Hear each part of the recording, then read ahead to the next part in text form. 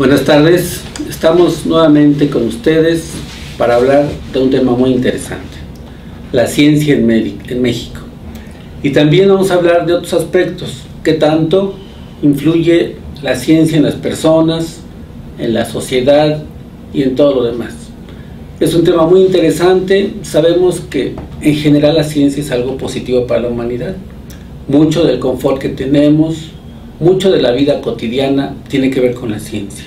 Nadie puede negar que es realmente un beneficio para la humanidad el tener conocimiento, el aprender nuevas cosas, el diseñar otras más. Y bueno, queremos saber en nuestro país cómo está la ciencia, cómo están nuestros científicos, qué políticas se han seguido y sobre todo qué presupuesto ahora se ejerce, y aparte pues si esto está bien hecho o tiene sus deficiencias.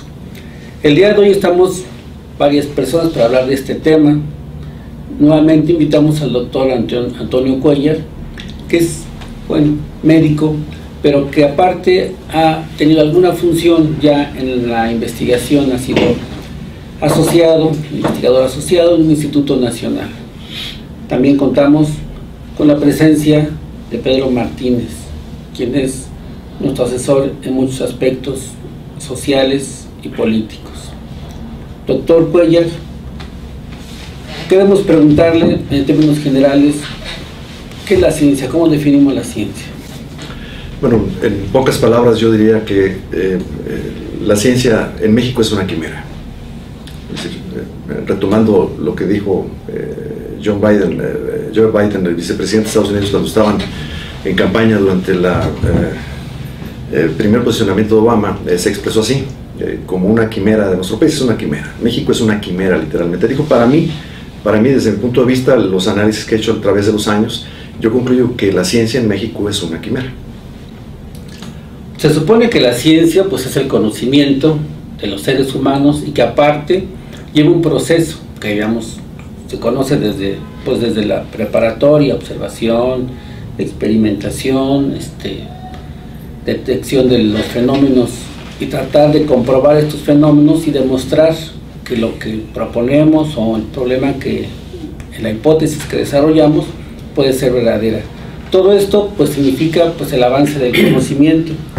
¿Esto dónde quedaría, por ejemplo, en nuestro país? Bueno, el problema que tenemos en nuestro país es que la comunidad científica lo único que pide, su línea discursiva contemporánea, es el dinero. Es decir, la comunidad científica exige más dinero. Todavía bien a bien no entiendo yo para qué, porque si analizamos la inversión y la productividad en el resto de los países del mundo, vamos a encontrar que en los países en quienes ha aumentado la inversión en ciencia tienen una relación exitosa en la producción científica. No olvidemos algo que es bien importante. El objetivo de la ciencia es mejorar el nivel de vida. Esos son los términos. Inclusive en la Ley General de Ciencia y Tecnología lo dice muy claramente. El objetivo de la ciencia es mejorar los niveles de vida. Entonces, si nosotros observamos, para tomar los últimos 4 años, por ejemplo, el Coneval, todos sabemos nosotros qué es el Coneval, se dedica a hacer análisis y a definir numéricamente cuál es el estado de muchos de los programas sociales en México. Pues nos muestra que durante los últimos 4 años, cuando menos, y eso con las reservas de la metodología que utiliza Coneval, los parámetros que utiliza, ha habido un nuevo 1.000.000 de personas al año en pobreza. Y eso quiere decir que el impacto de la ciencia que se hace en México no existe. Es decir, la ciencia se debe demostrar en el nivel de vida, y el nivel de vida de los mexicanos es progresivamente hacia el deterioro. Si nosotros hablamos que en el último corte aproximadamente de 117 millones de personas, pues resulta que de las 7 millones de personas entre pobreza extrema y posibilidades de caer en la pobreza, existen alrededor de 97 millones de mexicanos. Es decir, hablamos de pobreza de alrededor de 63, más los que viven en pobreza extrema, más los que podrían caer en cualquier momento a pobreza. Bueno, pues estamos hablando de 97 millones de mexicanos. Esa es la reflexión más simple que yo les puedo compartir. Sí, digamos que la ciencia en México, la ciencia en general, sí, empieza pues allá por la mitad del siglo XX, cuando casualmente se juntan pues ya el desarrollo de las universidades, la creación de personas que se dedican al conocimiento y que tratan de encontrar soluciones. Incluso se habla ya de que en alguna época el inventor de la televisión a colores es mexicano, y entonces como que hay un boom en cuanto a la tecnología, en cuanto a la ciencia. Por ejemplo, en relación a la medicina, pues tiene que ver con que llegan los españoles, estos refugiados, a México, que son los que se supone que traen el conocimiento, el más avanzado a nivel mundial, que es el europeo, de los alemanes, de los franceses, y empieza la ciencia a desarrollarse en México en varias áreas. Muchos de estos son estos españoles o personas que estaban en México ya, que tienen un interés en el desarrollo. ¿Qué ha pasado? Porque recuerdo que hace algunos años no había estos cursos de maestrías, de doctorados, como que había otra forma de ser. No había plazas de investigadores, no había plazas para científicos, había plazas, por ejemplo, para médicos, para ingenieros, para químicos, pero no exactamente investigadores. Que estos investigadores ahora ya tienen sus plazas. Entonces de ahí se empezó a crear lo que llamamos el CONACYT, ¿no? El Consejo de Ciencia y Tecnología, donde proporciona becas para desarrollar la ciencia en México. Y después se desarrolló el Sistema Nacional de Investigadores, que ahora tiene ya una gran cantidad de investigadores. Hablamos de niveles 1, 2 y 3. Yo todavía recuerdo hace unos 25 años, cuando mucho 30, que se empezó con este proyecto de Sistema Nacional de Investigadores para estimular a estos investigadores, ya que en otras épocas muchos investigadores o personas con maestría o con doctorado en otros países llegaban a México y no tenían ni trabajo, ni había forma de ocuparlos. Y esta fue como una solución y aparte un beneficio para México. ¿Qué ha pasado con estas instituciones que se supone que son, pues bueno, quienes van a generar el conocimiento y la ciencia en México? El CONACYT y la otra parte, el Sistema Nacional de Investigadores. El SNI el Sistema Nacional de Investigadores tiene 30 años de haberse fundado. El año pasado hicieron un ejercicio, yo recuerdo muy bien, de actualización, porque se ha señalado reiteradamente que el SNI está rebasado hace mucho tiempo. El cálculo, de acuerdo a la información que tenemos disponible en las fuentes internacionales y nacionales, es que en México existen alrededor de 50,000 investigadores.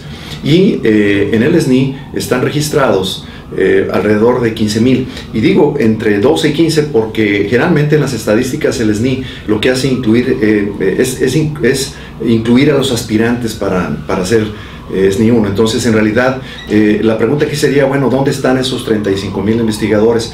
El CONACYT es un proyecto caduco, bien probablemente tuvo un origen bien intencionado, pero pues el SNI ahorita realmente no aporta ninguna solución a ninguno de los problemas nacionales. Lo que hace el SNI es tratar de controlar la inquietud que existe en la Academia Mexicana de Ciencias, que efectivamente se fundó por allá por los 50, junto con otras entidades de investigación. Pero realmente las instituciones como el CONACYT lo que hacen son tomar, en comparación con Brasil, por ejemplo, que tiene una cantidad impresionante de doctorados al año graduados, mientras en México son más o menos 1,000 y fracción al año. En Brasil se reciben 6 o 7,000. Lo que llama la atención es que México tiene el doble de estudiantes del CONACYT en el extranjero en comparación con Brasil. Entonces, esa es una pregunta muy interesante. Es decir, ese dato no cuadra. ¿Por qué Brasil, que tiene un mejor posicionamiento en este momento en productividad, en inversión de la ciencia, en formación de recursos humanos y en infraestructura, tiene la mitad del número de personas? Es decir, estamos hablando que México tiene alrededor de 30,000, 30 y tantos mil estudiantes a través del CONACYT en el extranjero, y Brasil no tiene más de 14, 15 o 16,000. Entonces, las instituciones en nuestro país están rebasadas. Hoy por hoy, a donde se genera ciencia es en el CIMBESTAB, en la UNAM, en los Institutos Nacionales de Salud fundamentalmente, y en algunos lugares de provincia. La realidad es esa. Está considerada la ciencia como un instrumento a donde se han forjado cotos de poder al paso de los años, que es algo muy común aquí en México. Entonces, ¿existe gente honesta, decente, que hace investigación en México? Sí, sí existe, y hasta sufrida, diría yo, porque apenas andan alcanzando a hacer algo de trabajos científicos, uno cada año, cada 2 años, para tratar de no ser dados de baja en el SNI y juntar 2 sueldos o tener 3 trabajos o 2 trabajos. La realidad es que la mayoría de los investigadores en México, hablo de los buenos investigadores, de los investigadores promedio, es gente muy decente. Hay un grave problema, que los cotos de poder en la ciencia tienen corrompido el sistema de ciencia. Se genera fraude científico. Yo tengo aquí 3 casos de estudio que demuestran muy claramente cómo se fueron conformando esos fraudes. ¿Es posible que haya fraude en esta situación? ¿No existe alguna auditoría, alguna supervisión, algo para que las personas no hagan fraude? No existe, no existe. La Academia Mexicana de Ciencias y el CONACYT tienen órganos que se encargan de vigilar el desempeño con ética. La ética es un concepto que se basa en valores morales. Hay un concepto que tiene muchos años y que se está abriendo internacionalmente y que se llama integridad científica. Lo que se pretende, y esta integridad se basa en valores de carácter científico, en la honestidad del investigador, en el método que utiliza, además del método científico, en el método que utiliza basado en morales, basado en la honestidad. Entonces, basado en valores como la honestidad. El asunto aquí... ¿No hay alguna sanción para el investigador? No existen sanciones. Yo tengo la experiencia de haberme dirigido al CONACYT, a la Junta de Honor. Si nosotros revisamos la Ley General de Ciencia y Tecnología y luego nos vamos al reglamento interno del CONACYT, si nosotros queremos señalar, o alguno de los pares que pertenecen al CONACYT quiere señalar alguna actividad científica irregular de alguno de sus compañeros, hay una entidad que se forma ex profeso y le llaman Junta de Honor. Entonces, a la Junta de Honor puede tener acceso uno como un individuo exterior del CONACYT, por fuera del SNI, y los mismos del SNI.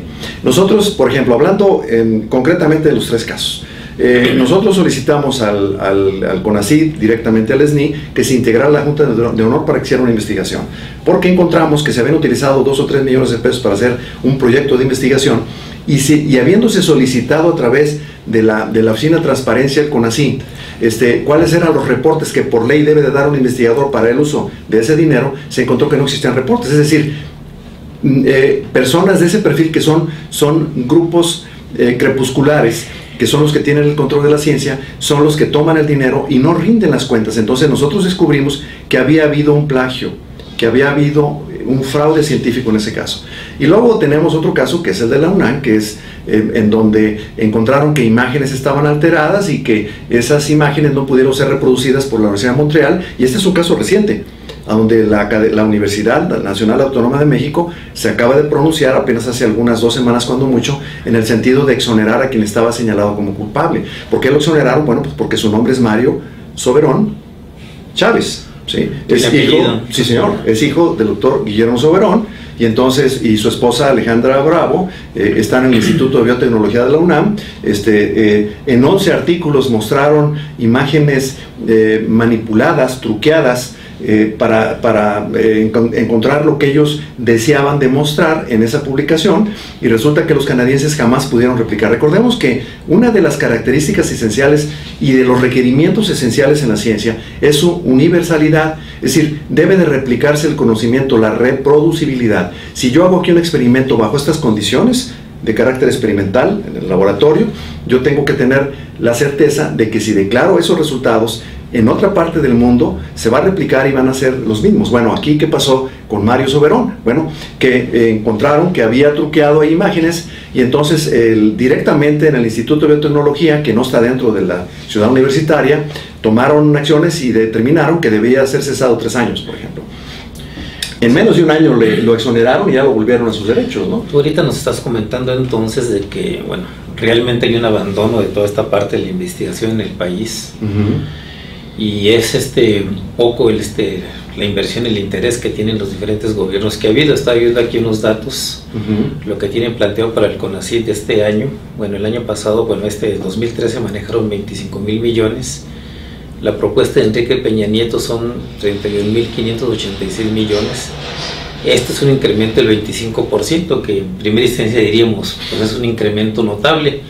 Sin embargo, si lo comparamos con el Producto Interno Bruto y los señalamientos que que da la ONU de que debería ser por lo menos el 1% en ciencia y tecnología, pues esto equivale al 0.19%, que es una cosa pues bastante limitada, ¿no? Sí. Para las necesidades que pudiera tener este país. Sí. Y que bueno, de ahí se desprendería entonces todas las cosas que tú estás comentando ahorita, que está muy controlado el acceso a los recursos en materia de investigación, Sí. y por lo que se ve ni siquiera hay desarrollo de protocolos para garantizar que esas investigaciones sean genuinas. Efectivamente. El 1% debe ser más dinero para el mismo grupo que tendría que limpiarse ese grupo. Entonces, Efectivamente. bueno, vamos a, Sí. a hacer una pausa y regresamos en un momento. ¿Cómo?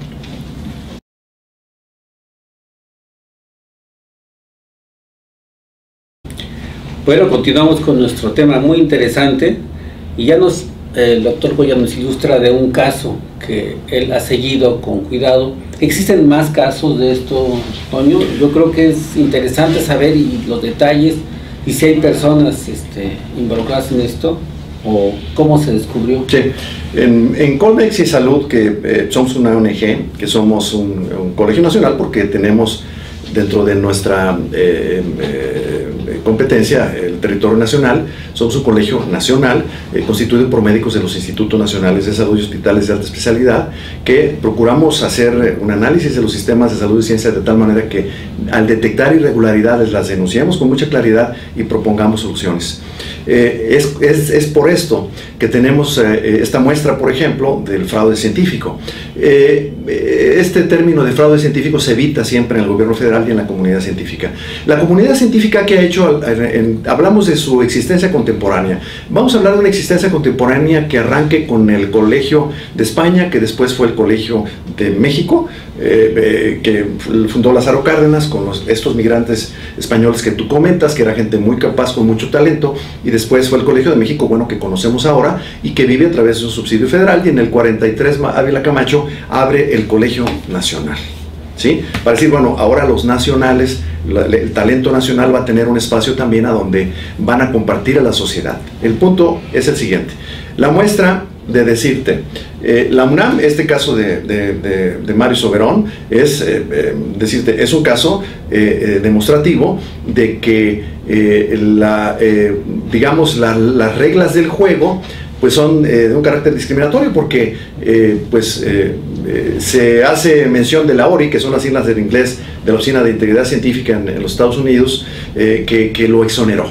Y apenas a un año de haber terminado, pues ya le devolvieron todos sus derechos, ya devolvieron a la esposa del doctor Mario Soberón Chávez, Alejandra Bravo, ya le devolvieron sus oficinas, y ya le devolvieron sus estudiantes. Y bueno, pues... se consideró que no había cometido ninguna... Bueno, esa fue la conclusión de la Defensoría Universitaria. De pronto aparece un ente que denominan Defensoría. Está el documento, el acta administrativa donde lo exoneran, yo la tengo en mi máquina. Sí, la analicé detenidamente. Ellos exoneran y dicen, bueno, de todas las evidencias que tenemos... No fue el Ministerio Público, no fue... Ni siquiera CONACYT, porque se presume que el financiamiento que reciben ellos viene de la Universidad de California. Sí. Entonces yo me metí a analizar a la Universidad de California, a ver qué había de este caso, no encontré. A la oficina de conflicto de intereses, le llaman ellos, no encontré nada. Me metí desde hace varias semanas a revisar la Oficina de Integridad Científica en los Estados Unidos y tampoco encontré nada. A mí me gustaría que nos explicaran a la sociedad mexicana que realmente, bueno, cuál fue el procedimiento que llevaron a cabo con mucha claridad para darle exoneración al doctor Soberón.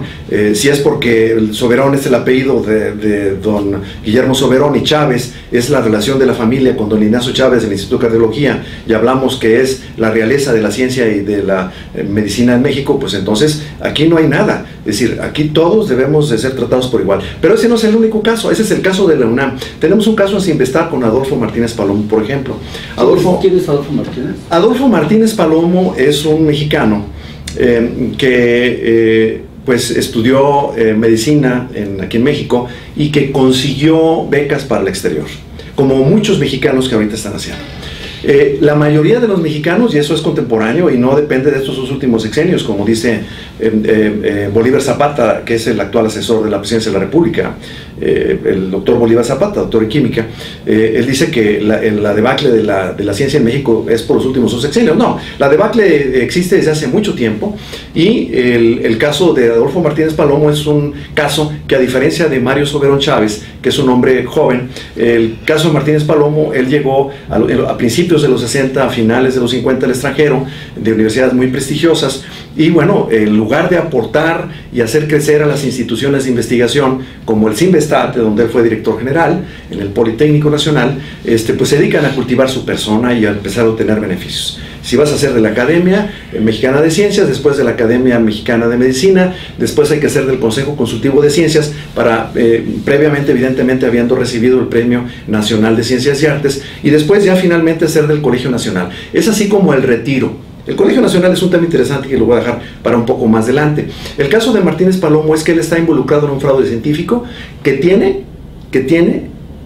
documentado por laboratorios extranjeros el hecho, como el del caso de Mario Soberón Chávez, de que cuando replicaron el estudio, los hallazgos que él reportó en sus resultados cuando trabajó en su microscopio no fueron capaces en el grupo encabezado por Donald Gilden de la Universidad de Colorado. Integró a un grupo multidisciplinario de gente de Europa. Fue aquel investigador que dijo que había descubierto el origen de las esclerosis múltiple. Exactamente. Estuvo muy publicitado. Muy publicitado, de hecho. Aparte, sí. muchos meses los consideraron como casi premio Nobel, ¿no? Si tú revisabas, por ejemplo, en el Universal o Reforma o cualquier otro de los diarios que manejó la noticia así, que se había descubierto el origen de la esclerosis múltiple, hay por ejemplo, 100 blogs de personas que tienen familiares con esclerosis múltiple, y decían, bueno, este sujeto debe estar candidato para el Premio Nobel de Medicina. Cuando lo cita Aristegui al equipo de investigadores, incluyéndolo a él, pues Aristegui no encontró lo que había escuchado que habían dicho ellos finalmente. Pero eso fue desde el punto de vista mediático. Aquí lo importante es que con recursos de los Institutos Nacionales de Salud de los Estados Unidos y de la Sociedad Americana de Esclerosis Múltiple, replicaron de inmediato el estudio, y en menos de 10 o 12 meses, Donald Gilden demostró que lo que había dicho Martínez Palomo, utilizando inclusive el mismo modelo de microscopio. No utilizaron uno más avanzado, utilizaron el mismo modelo de microscopio utilizado por Martínez Palomo. Bien, este es un ejemplo. ¿Pudo haber sido un error involuntario? No, no fue un error involuntario, definitivamente, porque él no lo ha declarado así. Es decir, Adolfo Martínez Palomo, hoy por hoy es una muestra de lo que no debe de hacer un investigador en México.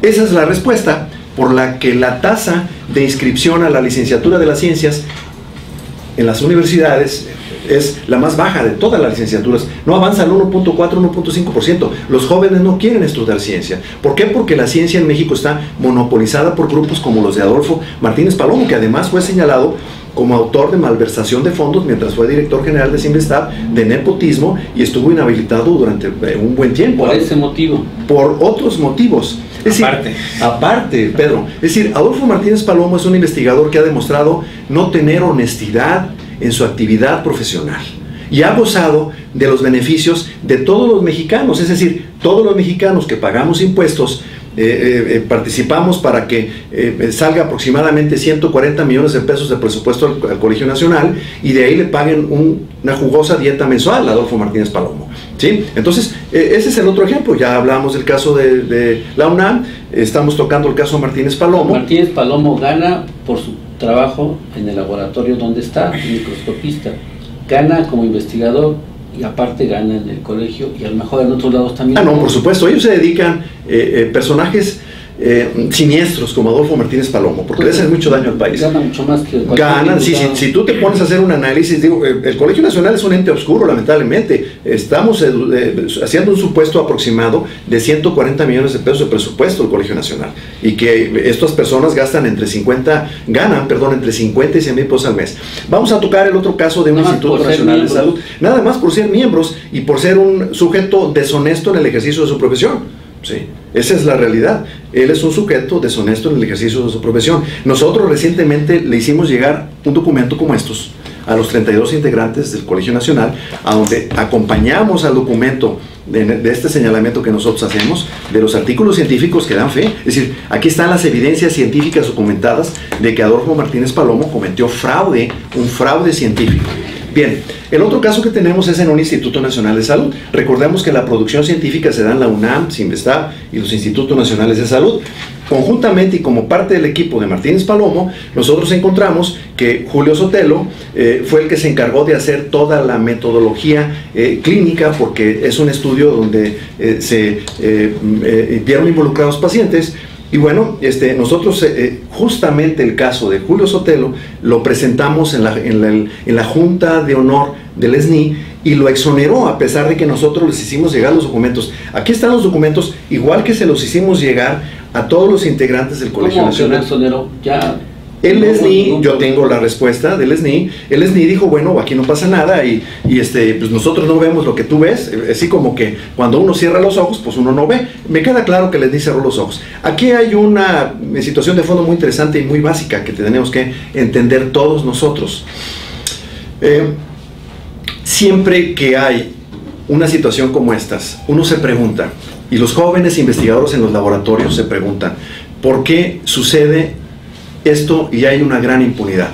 Todos estos lugares, como los institutos de investigación de la UNAM, y hablo yo, no de los buenos investigadores, que por fortuna son muchos, pero por infortuna son los que menos dinero reciben, los que hacen trampa, los que cometen fraude, los que... el fraude científico se clasifica de una forma muy simple. El plagio, ¿sí? Como en su momento nosotros señalamos también a Julio Sotelo, cuando él dijo que había descubierto el tratamiento para la cisticercosis cerebral, siendo que Clemente Robles fue realmente el que hizo el trabajo, junto con Manuel Chavarría, que era un veterinario excelente de la UNAM, y que hasta ahora es una deuda que Colmex Sin Salud se va a encargar de que se cumpla para Manuel Chavarría y para Clemente Robles, de que ellos realmente ellos son los verdaderos. Julio Sotelo en el 84 truqueó un artículo, la fuente de información no la plasmó como era. Había 3 artículos y citó los últimos 2. No, cuando uno cita un texto, debe de citar la fuente original de ese conocimiento, no las réplicas, no los subsecuentes artículos que hizo Julio Sotelo. En lugar de citar la primera, citó los otros 2. ¿Sí? Nosotros encontramos eso y lo encontramos hace muchos años, fue desde que nos empezamos a involucrar en análisis del asunto de la ciencia. ¿Sotelo no es aquel que acaba de recibir un premio de muchos miles de dólares por Carlos Slim? El Instituto Carlos Slim le entregó un premio por haber sido el descubridor del tratamiento de la cisticercosis, siendo que no descubrió la cisticercosis. Esas son las paradojas y las cosas difíciles de entender. Por eso a mí me preocupa mucho en este momento que el doctor Bolívar Zapata, que es actualmente el asesor de la Presidencia de la República en Ciencia, haya convocado a Julio Sotelo en el Consejo Consultivo de Ciencias para que Julio Sotelo coordinara con otro pequeño grupo de personas, al parecer está involucrado también Adolfo Martínez Palomo, un programa para, a nivel de los estados, hacer un sondeo y ver qué es lo que se necesitaba para echar adelante la ciencia. Bien, es inconcebible que personas como Adolfo Martínez Palomo y como Julio Sotelo y como Mario Soberón Chávez sigan trabajando como si nada hubiera pasado. Puede haber muchos más, ¿no? Puede haber, seguramente hay muchos más. Yo calculo que son algunas decenas de grupos que tienen el control de los laboratorios en los Institutos Nacionales de Salud, en el CINVESTAB y en la UNAM, que son los que reciben realmente las grandes contribuciones. Y no se va, por eso a los muchachos, a los jóvenes, no les interesa la ciencia, como dije hace un momento. La matrícula de las ciencias es la matrícula más baja de toda la universidad. No supera el 1.567% nunca, contra 15, 20 y tantos de las otras licenciaturas. ¿Cuál es la respuesta? Bueno, lo que tiene que hacer el asesor de la Presidencia de la República de este momento, que es el doctor Bolívar Zapata, es abrir este tema y dejar de pedir dinero y primero rendir cuentas. La ciencia en México se ha construido alrededor de lugares de confort. Ellos están intocables, se hacen presentar como un mito, ¿sí? Siendo que ellos tienen un trabajo como cualquier trabajo que hacemos nosotros. Su trabajo es producir conocimiento. El problema es que hasta este momento solamente se dedican a pedir dinero. Yo quiero pedirle a la Oficina de la Presidencia de la República en este momento que no se otorgue un solo centavo más a la ciencia hasta que primero a todo México nos demuestren qué es lo que han hecho con el dinero que les han dado. Bueno, lo que pensamos nosotros en general, sobre todo recuerdo cuando era joven, pensábamos que el científico era alguien muy honesto, que alguien que era incapaz de tener algún proceso de corrupción, que siempre se manejaba con la verdad y que vivía humildemente, que nunca buscaba un beneficio personal y que se dedicaba a la ciencia casi como si la ciencia fuera su Dios. Eso, pues bueno, nos quedamos muchos con esta idea, que el científico es alguien, pues que es alguien muy capaz, muy inteligente, muy honesto y obviamente nada ambicioso, que solamente va al beneficio de la gente. Vamos a hacer otra pausa y continuamos con este tema. Bueno, lo que nos platica el doctor Cuéllar es espeluznante con relación a la biomedicina, a la investigación en biomedicina controlada por un pequeño grupo y sobre todo con muchos fraudes, con muchas trampas, con muchos problemas. Sí. Y bueno, habrá que ver otras áreas del conocimiento. ¿Cómo están otras áreas? Bueno, uno hacía en el periódico escucha que hace mucho que ya no se abre otra petroquímica, hace mucho que hay otras áreas que ni siquiera se mencionan. Me gustaría preguntarle a Pedro Martínez, ¿qué pasa con la ciencia en otras áreas del conocimiento? Bueno, yo creo que en primera instancia lo que habría que plantearnos es si realmente estamos hablando de ciencia, ¿no? Si es en este sentido, de que es investigación para que haya mejores niveles de vida para la humanidad. Bueno, es muy evidente que todos los procesos de investigación, no nada más aquí, sino en el mundo, pues están orientados a que siga sobreviviendo el capital, y que en función de eso tenemos, no sé, multitud de valores de uso que nos imponen y demás, que muchas veces son notoriamente perjudiciales a nuestra salud e incluso a nuestros desarrollos sociales y culturales, ¿no? Eso es lo primero que habría que cuestionarse, ¿no? O sea, ¿qué tanto realmente se está haciendo investigación científica en ese terreno?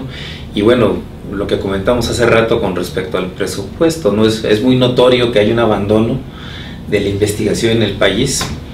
Es evidente que pues todos los compromisos internacionales que han signado los gobiernos mexicanos después de las crisis que estallaron a finales de los 70s y que abrieron pues el país a la globalización, pues de alguna manera fueron cercenando progresivamente todos los niveles de desarrollo industrial y de otro tipo en el campo y demás que tenía el país, y que pues ahorita están totalmente abandonados, ¿no? Están totalmente abandonados. Pues lo que comentabas ahorita, es notorio cómo se abandonó todo el desarrollo de la industria petroquímica en el país, y que eso ahora nosotros, pues las repercusiones que tenemos, bueno, comenzamos por las propias refinerías, que pues ahí teníamos la promesa de una refinería en el sexenio pasado, que sería importantísima para eliminar todos los grandes costos que tiene Pemex, que no la permiten ser una empresa mucho más productiva. Pues nada más con el hecho que tuviera 1 o 2 refinerías más, la situación cambiaría totalmente, ¿no? Ya no digamos todo lo que son todos los petroquímicos que fueron abandonados, entre ellos toda la parte de los abonos y nutrientes del campo que dejaron de producirse en el país. Bueno, es evidente que hay un abandono notorio en función de un sistema, de un modelo. ¿Es un modelo o es un capricho personal? Bueno, recuerdo el caso de la quina, que recientemente acaba de morir. Ajá. Y que aparentemente en una venganza de Salinas quita la refinería de Azcapotzalco, y ya creo que ya no se volvió a hacer ninguna otra, y como que fue un... Bueno, pero no caprichos personales, ¿no? Yo creo que bueno, pues sin dejar de cuestionar todo lo que fue la quina en su momento, como pues era parte del prototipo de la antidemocracia en el país, tenía una posición nacionalista, y que obviamente esa posición nacionalista chocaba flagrantemente con la posición de Salinas, pues que es un abierto neoliberal y que estuvo impulsando el desmantelamiento de toda la industria de este país. Entonces obviamente eso era mucho más que una antipatía, ¿no? Igual que la simpatía que pudiera haber tenido la quina con Cuauhtémoc Cárdenas en su momento, pues era porque estaban compartiendo una forma de cómo ver el país. Y obvio que eso no compaginaba con la forma como lo veía Salinas, como lo veía de la Madrid, Zedillo y los que le siguieron, ¿no? Fox y el propio Felipe Calderón. Entonces este modelo obviamente orienta la investigación en función de cómo la entienden ellos, y también lo que sería la no investigación, ¿no? Porque yo no podría llamar a investigar a estas personas que está comentando aquí el doctor Cuéllar, ¿no? Pues, o sea, simple y sencillamente somos vividores del presupuesto, así de sencillo, porque ni tenemos aquí protocolos de cómo se desarrolla la investigación, pues, ni tenemos de hecho presupuesto, ¿no?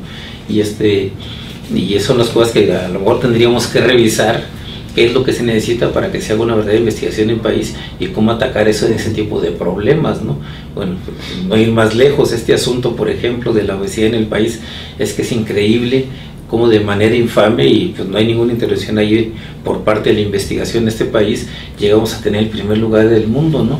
En un país que está pues totalmente desnutrido y carente de 20,000 necesidades elementales para sus comunidades. Es increíble cómo llegamos a ese tipo de cuestiones, pero que tienen que ver con un modelo pues que lo único que le interesa es pues maximizar sus ganancias, generarle mayores capitales a las grandes empresas para que sigan reproduciendo valores y eso que muchas veces no necesitamos o que son en demasía, pero que no atienden las necesidades fundamentales del ser humano. Por eso yo diría que estrictamente estar hablando de ciencia pues estaría bastante complicado, ¿no? O sea, habría que hacer una reflexión a fondo de cuáles son las necesidades reales de la humanidad. No hay ciencia en México, entonces, pues yo diría que ni en el mundo, ¿no? Bueno, o sea, pero aquí pues sí es patético el asunto, ¿no? Porque pues se ya nada más es mucho dinero, no, se destina una miseria, ¿no? O sea, se está hablando del punto 2%, cuando debería ser por lo menos uno, pues es una miseria, pero lo que sí está claro es que esa miseria se la atracan toda esta gavilla de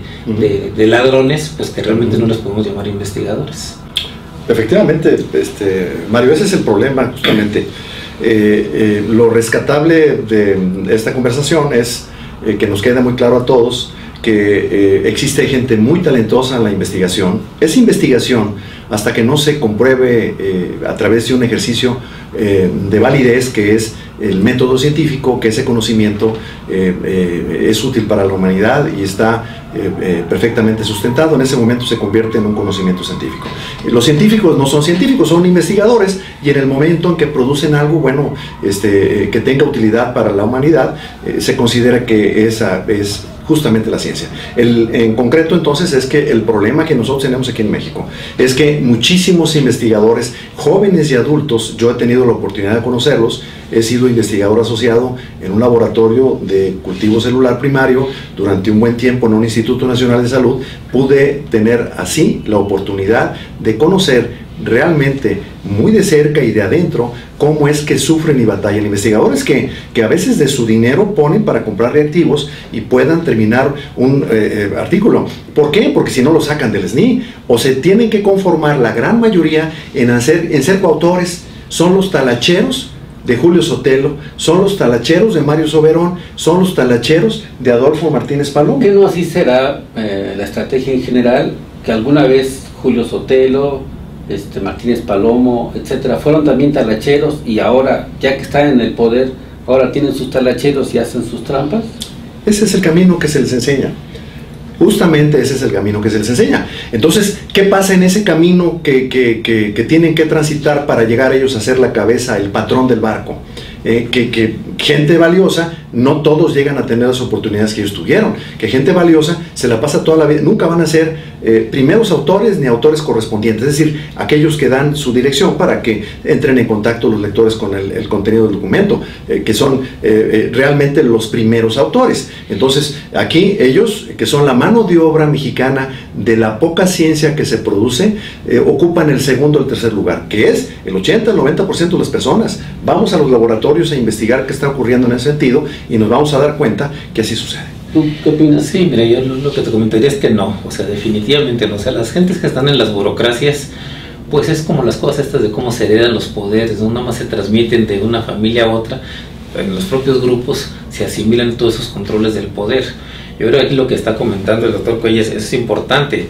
La realidad es que la mayor parte de los investigadores están sujetos a esas burocracias. Y bueno, es deleznable que se les enseñen esos procedimientos para algún día poder llegar a tener algo, ¿no? Pero fundamentalmente es gente que siempre va a estar dependiendo de su esfuerzo y que nunca le van a estar dando todo lo que merece ese esfuerzo que está desarrollando.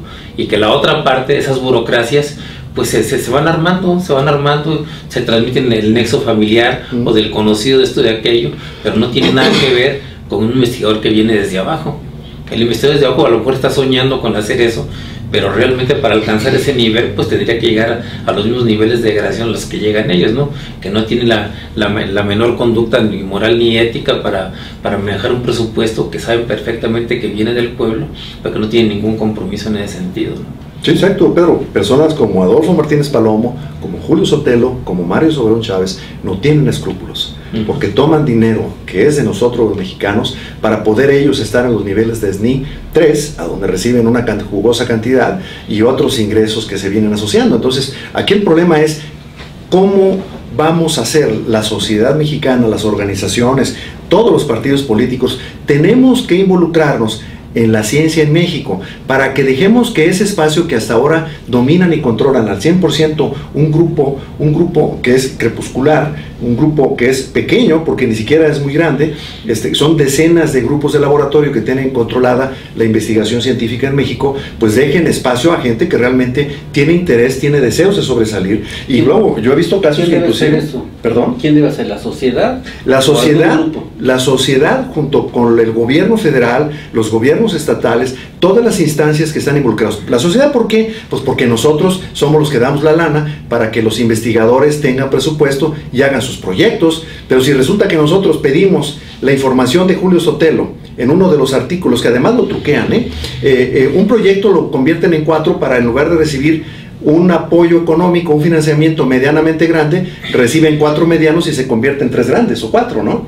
Es decir, truquean la forma en la que solicitan el financiamiento CONACYT. Cuando nosotros encontramos la cantidad que había invertido el CONACYT en el experimento fraudulento de Julio Sotelo y de Adolfo Martínez Palomo, uno de tantos seguramente, porque si esto ocurre, lo que hay que hacer es revisar la producción científica de Sotelo. En Sotelo tenemos, con Julio Sotelo tenemos nada más 2 casos que son emblemáticos. El descubrimiento del tratamiento para la cisticercosis cerebral con praziquantel, que no es de él, que ahí cometió un plagio. Un plagio es apropiarse de la propiedad, valga la redundancia, intelectual, eso, pero no está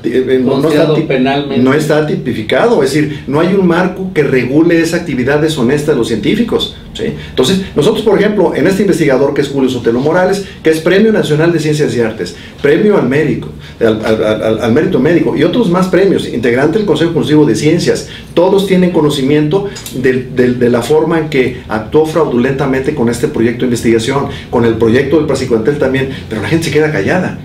¿Por qué? ¿Será que son lo mismo? Bueno, unos son lo mismo y otros no quieren meterse en problemas, porque si se meten en problemas haciendo señalamientos indebidos de comportamiento deshonesto, como lo han demostrado Mario Soberón Chávez, Julio Sotelo y Adolfo Martínez Palomo, se quedan sin trabajo, y aquí ese es un problema grave. Yo pregunto, ¿dónde están los otros 35,000 científicos que en teoría están aquí en el país, que existen, si nada más hay 14 o 15,000 registrados en el SNI? ¿Ha habido algún avance importante, algún descubrimiento mexicano que impactara al mundo en los últimos años? Si nosotros... He escuchado que, por ejemplo, algunos niños han ganado premios que en la NASA, que en algún lado, pero ¿qué pasa cuando ya son grandes?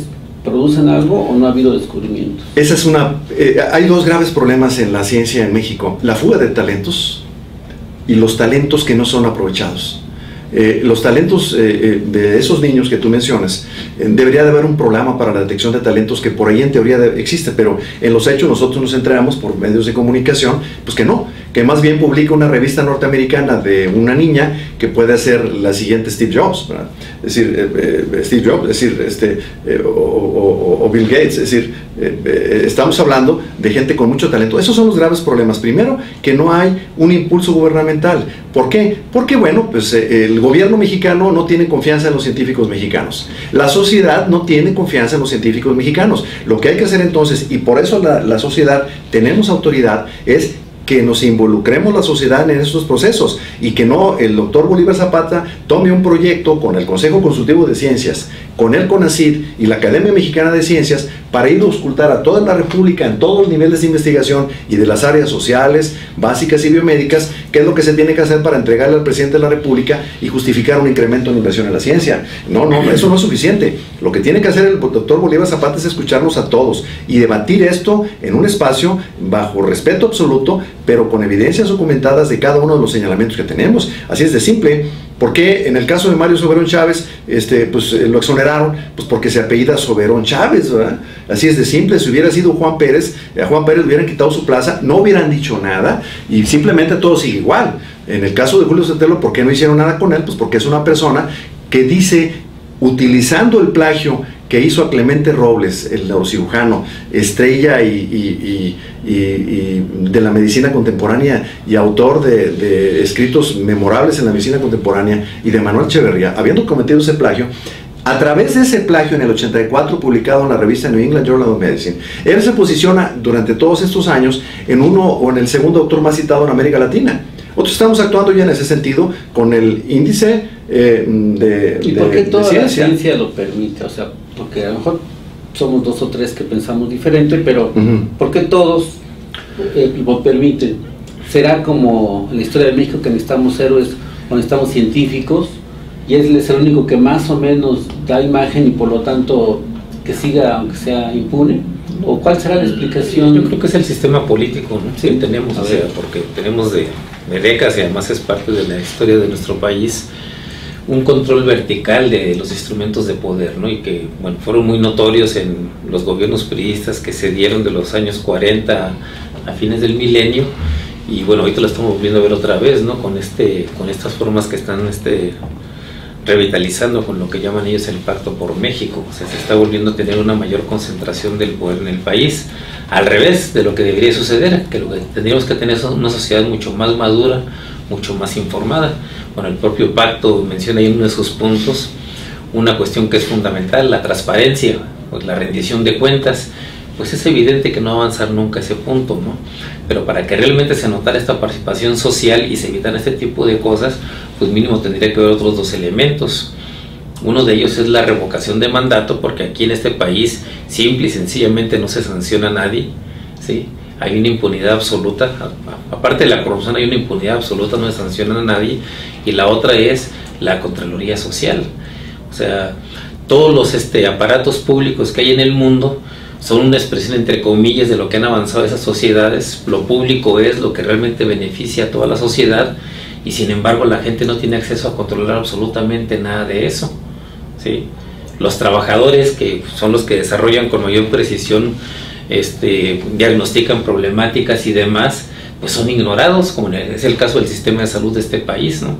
Se ignora a la gente que está todos los días viendo el problema, y lo que se privilegia son los intereses de mafias y de burocracias, precisamente porque faltan estas 3 cosas fundamentales: rendición de cuentas, que obviamente va muy ligado con lo de la transparencia; revocación de mandato, para que realmente se pueda poner en su lugar a todas estas personas que no cumplen con las obligaciones que tienen para con los ciudadanos; y Contraloría Social, porque toda esta farsa que tenemos de que dice que hay contralorías institucionales, pues sí son juez y parte, Jamás se va a poder cambiar nada si no hay una intervención más abierta de la gente, y la gente, para que pueda intervenir, pues necesita mayor información. Esto que estamos platicando ahorita, yo les aseguro que el 90 y tantos % de los mexicanos lo ignora. Y aún aunque logremos meter algún nivel de difusión en el internet y demás, pues va a verlo la gente más interesada, pero mucha gente ni por aquí le pasa el nivel de corrupción que tiene el sistema de salud de este país y todo el área de investigación del país, ni de casualidad. Entonces falta muchísima información, y eso solo se conseguiría pues teniendo otro tipo de sociedad.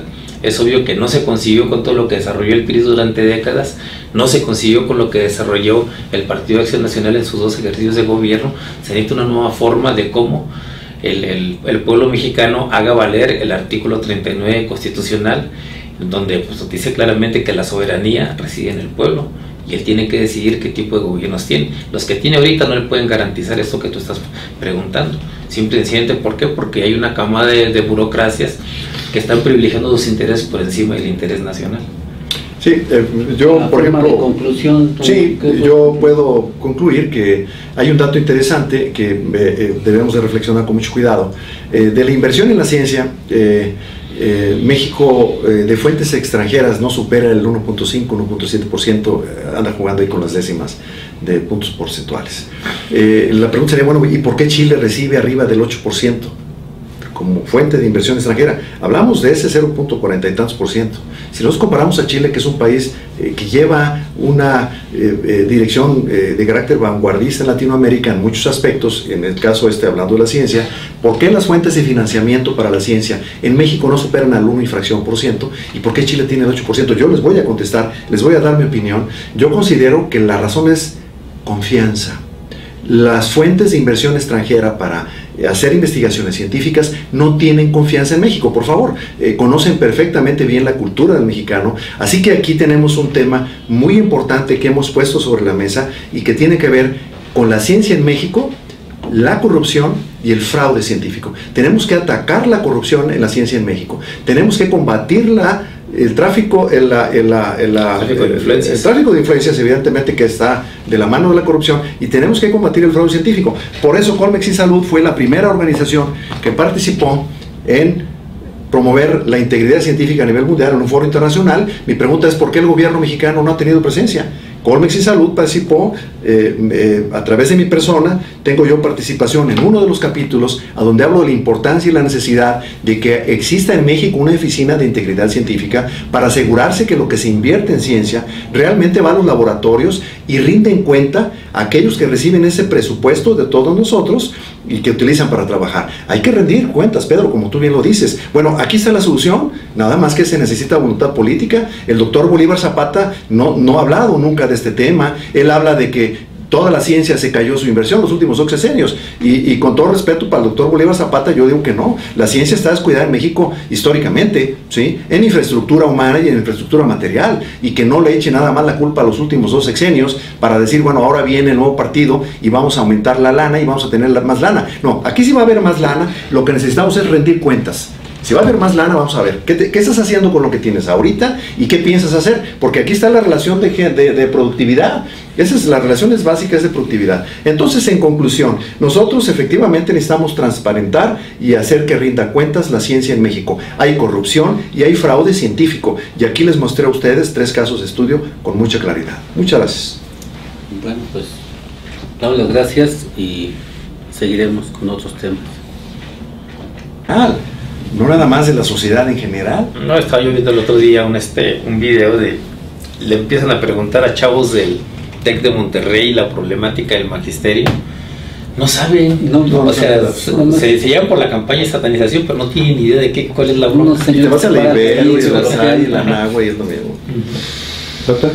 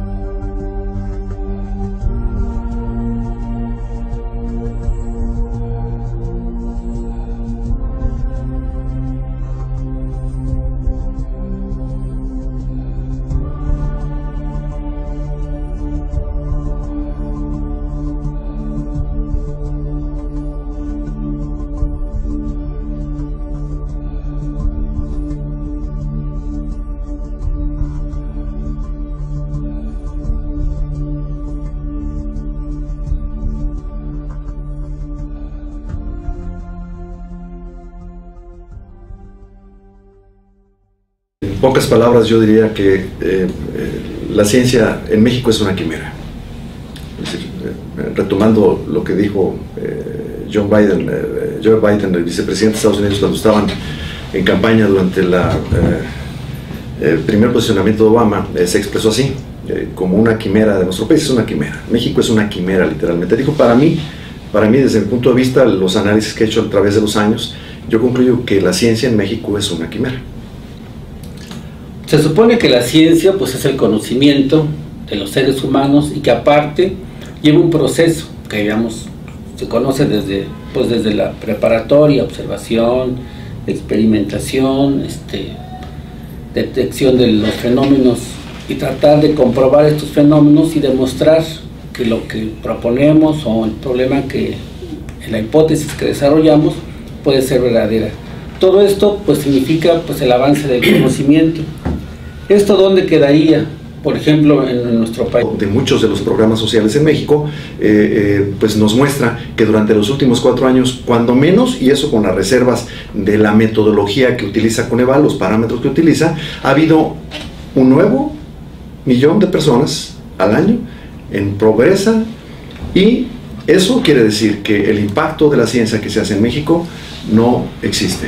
Es decir, la ciencia se debe demostrar en el nivel de vida, y el nivel de vida de los mexicanos es progresivamente hacia el deterioro. Si nosotros hablamos que en el último corte aproximadamente de 117 millones de personas, pues resulta que de las 7 millones de personas entre pobreza, pobreza extrema y posibilidades de caer en la pobreza, existen alrededor de 97 millones de mexicanos. Es decir, hablamos de pobreza de alrededor de 63, más los que viven en pobreza extrema, más los que podrían caer en cualquier momento a pobreza. Bueno, pues estamos hablando de 97 millones de mexicanos. Esa es la reflexión más simple que yo les puedo compartir.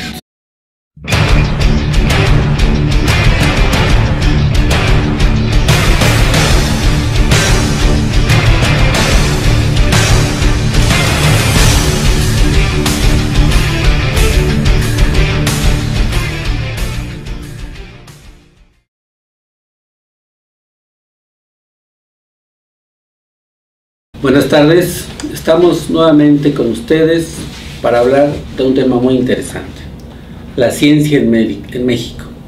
Y también vamos a hablar de otros aspectos, qué tanto influye la ciencia en las personas, en la sociedad y en todo lo demás. Es un tema muy interesante. Sabemos que en general la ciencia es algo positivo para la humanidad. Mucho del confort que tenemos, mucho de la vida cotidiana tiene que ver con la ciencia. Nadie puede negar que es realmente un beneficio para la humanidad el tener conocimiento, el aprender nuevas cosas, el diseñar. Bueno, el problema que tenemos en nuestro país es que la comunidad científica lo único que pide, su línea discursiva contemporánea, es el dinero. Es decir, la comunidad científica exige más dinero. Todavía bien a bien no entiendo yo para qué, porque si analizamos la inversión y la productividad en el resto de los países del mundo, vamos a encontrar que en los países en quienes ha aumentado la inversión en ciencia tienen una relación exitosa en la producción científica. No olvidemos algo que es bien importante. El objetivo de la ciencia es mejorar el nivel de vida. Esos son los términos. Inclusive en la ley general de ciencia y tecnología lo dice muy claramente. El objetivo de la ciencia es mejorar los niveles de vida. Entonces, si nosotros observamos, para tomar los últimos 4 años, por ejemplo, el Coneval, todos sabemos nosotros qué es el Coneval, se dedica a hacer análisis y a definir numéricamente cuál es el estado. Y hay otras más, y bueno, queremos saber en nuestro país cómo está la ciencia, cómo están nuestros científicos, qué políticas se han seguido y sobre todo qué presupuesto ahora se ejerce, y aparte pues si esto está bien hecho o tiene sus deficiencias. El día de hoy estamos varias personas para hablar de este tema. Nuevamente invitamos al doctor Antonio Cuellar, que es, bueno, médico, pero que aparte ha tenido alguna función ya en la investigación, ha sido investigador asociado en un instituto nacional. También contamos con la presencia de Pedro Martínez, quien es nuestro asesor en muchos aspectos sociales y políticos. Doctor Cuellar, queremos preguntarle en términos generales, ¿qué es la ciencia? ¿Cómo definimos la ciencia? Bueno,